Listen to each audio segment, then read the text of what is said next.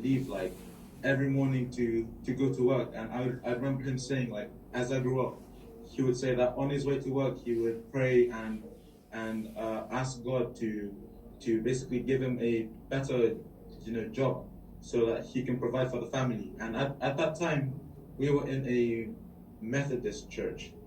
And finally, over I think 2007 or 2008, the Lord moved His hand over my family and gave my dad the opportunity to join the British Army.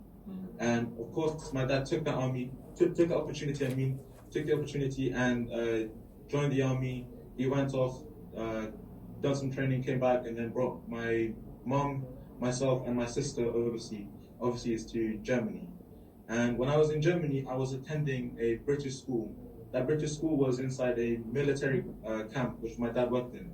And when I was attending school, the teachers, they also noticed that there was something wrong with my eyesight as well. And so they contacted my parents, and they told my parents that I need to be taken to a vision impairment, so those people who test your eyes. I was taken there, and they done the checkups and everything. They tested my eyes.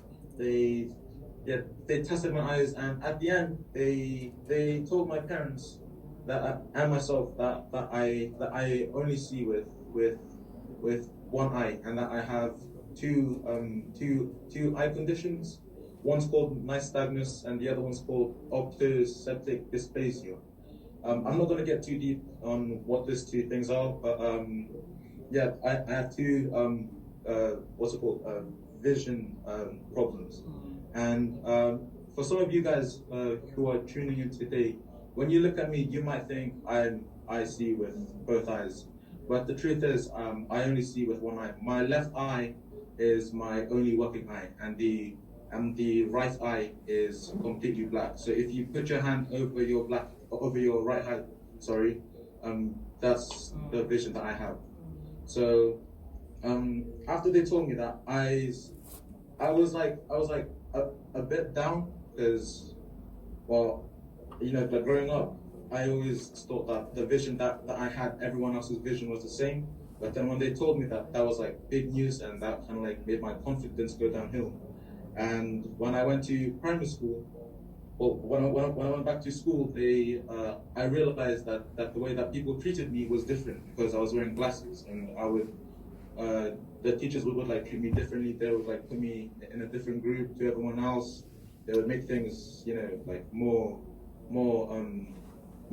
easier, I guess, which I kind of found a bit annoying, because at that time I liked, experiencing new things, because I was new to Germany. And when I was throughout primary school and secondary school, I was bullied because of my vision. And secondary school is what hit me the most. Like, the bullying in secondary school, I couldn't take it. And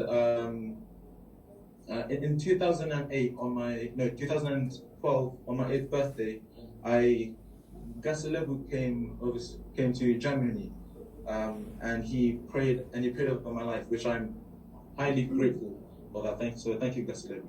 And he prayed over my life, and after Gaselebu prayed for my life, my parents joined the New Methodist, and after they joined, we saw even like more blessings come from the Lord. The Lord just constantly moved his hand over my family, and we received blessings after blessings.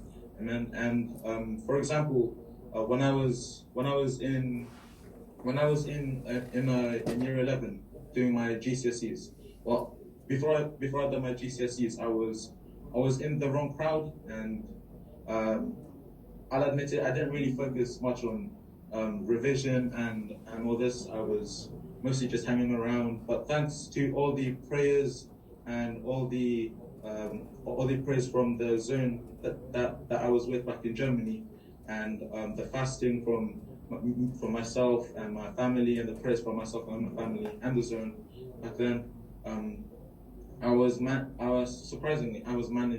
managed to pass my GCSEs completely, like pass everything. And I think back in Fiji, GCSEs